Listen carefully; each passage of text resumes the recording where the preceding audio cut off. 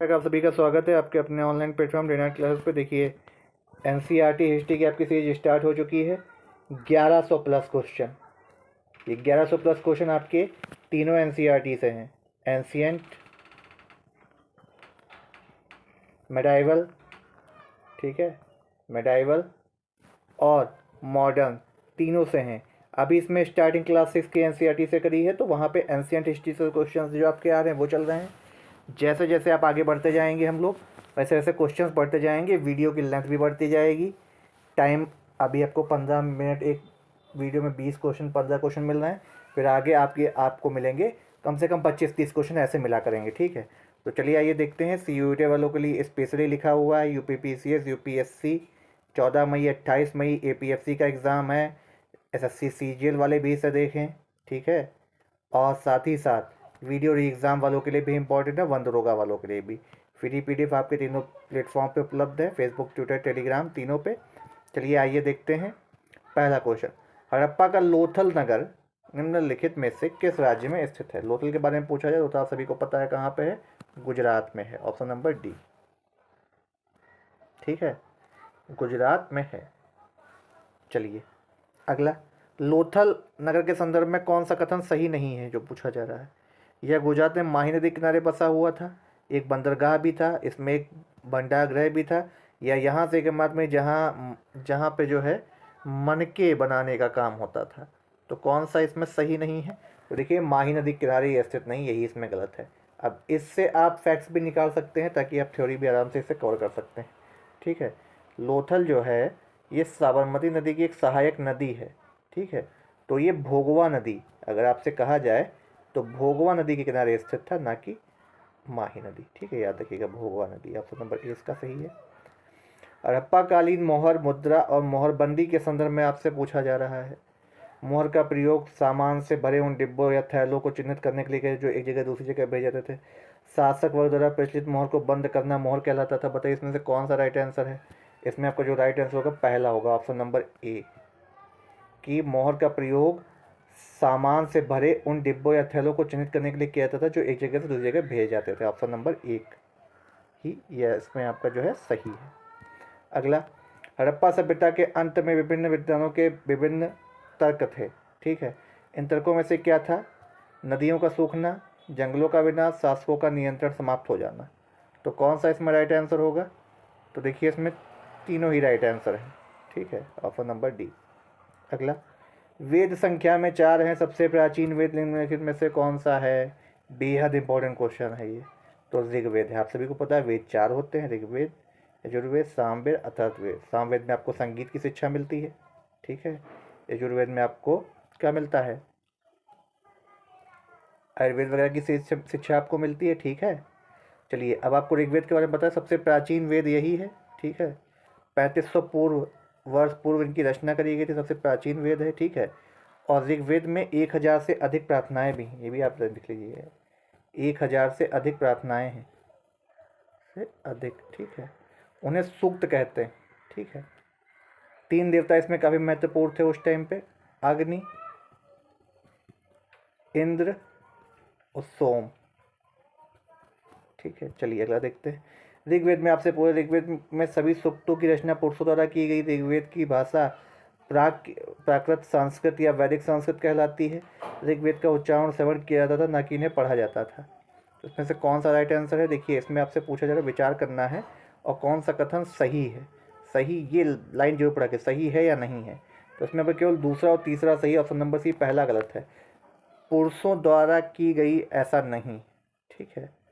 सभी जो है पुरुषों द्वारा की गई, ये कथन सही नहीं है, ठीक है। कुछ पुरुष भी थे, कुछ महिलाएं भी थी इसकी रचना करने वाली, ठीक है। चलिए अगला देखते हैं। ऋग्वेद में किन नदियों का उल्लेख सबसे कम हुआ है? तो ऋग्वेद में अगर बात करी जाए तो सबसे कम जो उल्लेख हुआ है आपका, एक तो गंगा का हुआ है, ठीक है। दूसरा आपका यमुना का। तो ऑप्शन नंबर 3 और 4। देखिए, सरस्वती काफ़ी प्राचीन नदी है, सिंधु भी थी और व्यास भी, तो इनका सबका उपयोग काफ़ी ज़्यादा बार किया गया है, ठीक है।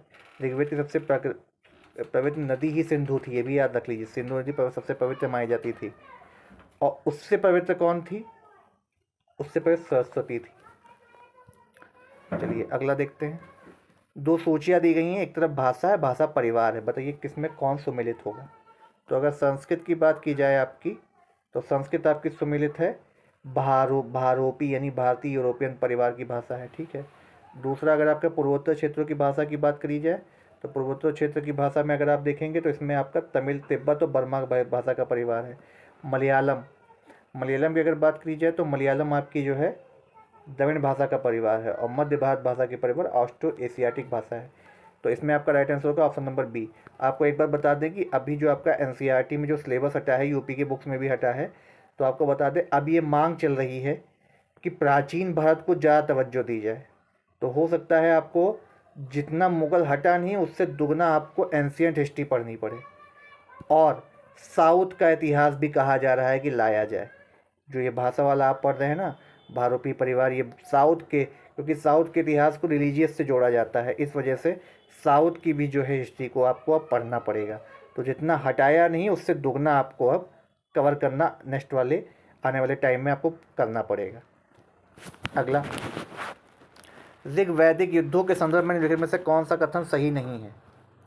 इस काल में मवेशियों के लिए युद्ध लड़े जाते थे, लड़ाइयाँ जमीन के लिए होती थीं, जीता गया धन केवल सरदारों पुरोहितों में पड़ा जाता था, इस काल के युद्धों के लिए कोई स्थानीय सेना नहीं होती थी। तो इसमें कौन सा इसमें आपका सही नहीं है, तीसरा इसमें सही नहीं है, केवल सरदारों पुरोहितों में बढ़ा जाता था, ऐसा नहीं था। ऑप्शन नंबर सी इसका राइट आंसर है। ऋग्वैदिक काल के काम के आधार पर वर्गीकृत समूहों, पुरोहित व राजा के संदर्भ में विचार कीजिए। पुरोहित, जिन्हें कभी कभी ब्राह्मण कहा जाता था, तरह तरह के यज्ञ अनुष्ठान करते थे। दूसरा, राजमहलों में रहते थे, शासन के लिए कर वसूल करते थे। तो इसमें से कौन सा आपका राइट आंसर होगा, इसमें से आपका कौन सा राइट आंसर होगा, ठीक है। राइट आंसर इसमें से कौन सा होगा, तो इसमें आपका पहला केवल सही होगा, पुरोहितों वाला, ठीक है। Option number A.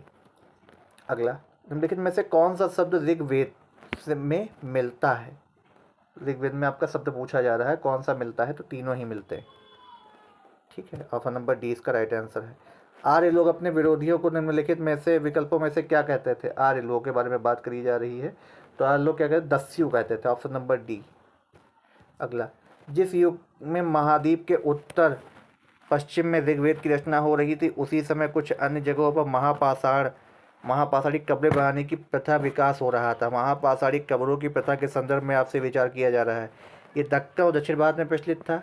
यह पाषाण कुछ महापाषाण जमीन के भीतर होते थे, कुछ जमीन के ही दिख जाते थे। इसमें से कौन सा राइट आंसर होगा। इसमें अगर देखा जाए आपको दूसरा केवल इसमें सही आंसर है, ठीक है। दूसरा इसमें आपका जो है सही आंसर है, ऑप्शन नंबर बी। अगला अगर देखा जाए क्वेश्चन, अंतिम क्वेश्चन आज के वीडियो का, निम्नलिखित में से कौन सा चिन्ह जमीन के भीतरी महापाषाण की कब्रों को दर्शाते थे। तो कौन सा दर्शाते थे, इसमें आपको पहला और दूसरा ऑप्शन सही है, दोनों पत्थर के चबूतरे नहीं दर्शाते थे। Option number B.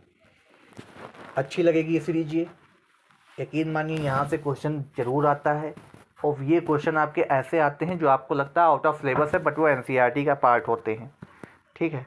तो इसको आप जरूर करिए, और अब एंशिएंट हिस्ट्री पे तो आपको काफ़ी अच्छी कमांड करनी होगी, मॉडर्न से भी ज़्यादा, ठीक है। तो ये एनसीईआरटी की सीरीज है, इसको आपको फॉलो करना है। वीडियो आपको डेली मिलेगा, रोज़ शाम को 8:30 बजे। इसको लाइक करिए, शेयर करिए, सब्सक्राइब करिए चैनल को, ठीक है। और खूब सारा जो है प्यार बनाए रखिए ऐसे ही। तब तक के लिए आप सभी से धन्यवाद।